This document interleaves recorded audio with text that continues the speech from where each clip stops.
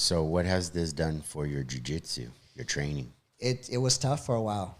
I had gained some weight. The accident affected me in a lot of ways, like PTSD, depression, because I had head trauma too.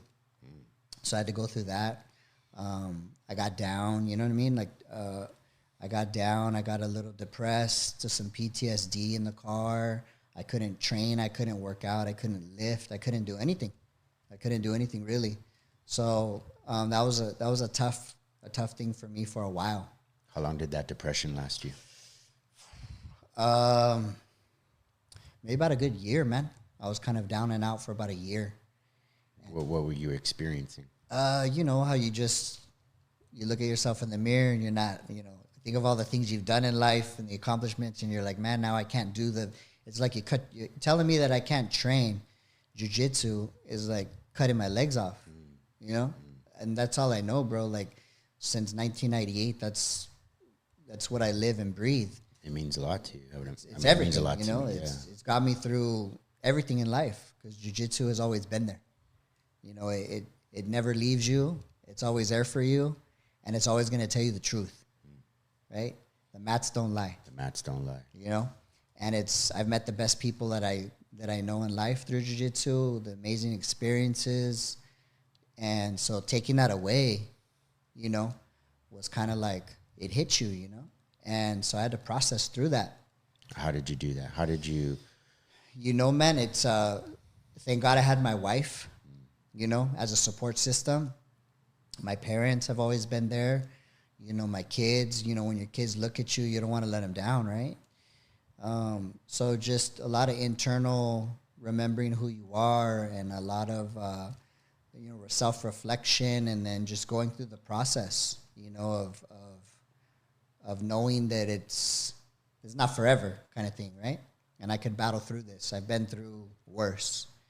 So I ended up, battling through, and then started working out, started being more active with the limitations that I had, and started getting, my wife actually encouraged me, like, hey, why don't you get some mats and invite some friends over, and I was like, all right, so I started doing that. I started training with her dad and her brother a little bit, and then still training some of my students, and started getting back into it, feeling good, feeling all right, and, hitting some open mats here and there and everything. So I feel good. I feel like I'm ready. So as soon as I get my lower back fixed, I want to really start pushing it again, kind of get back to, where I feel like, okay, I feel good now, right? I feel good now, because for me, jiu-jitsu has always been medicine. Yeah, absolutely. It's medicine. Long day at work, you go train, you come out, you feel amazing.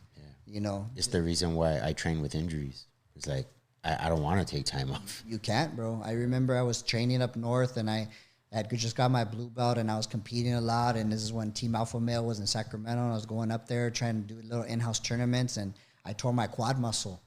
Training, I heard it snap like a baseball bat. Right? I mean, I went in the bathroom, I closed the door, and I was like, no way, I can't stop.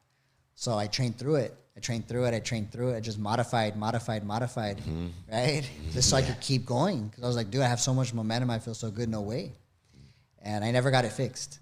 So if I flex my quad, I have like a hole. What? Yeah, I never fixed it. Yeah. But now the doctor's like, now you have too much scar tissue. It wouldn't even be beneficial. Yeah. And then before I closed my school, I remember one of my students, I was on top, and he had locked down from the bottom, right? And my ego, instead of getting it out of it the right way, I yanked. And I tore my meniscus. I heard it snap. Yeah. Right? Never got it fixed, because it was like, no way. There's no way I'm going to stop. You know what I mean? But this car accident kind of really, like, I had to. I didn't have really an option at that point. Yeah. So. Well, you're talking about a big rig, Yeah. Yeah. Bummer, man. Yeah. So you see yourself competing in the future? Definitely, bro. I never got a chance to compete as a black belt, as a black belt. So that's always been a goal. I want to get on the mat as a black belt and compete.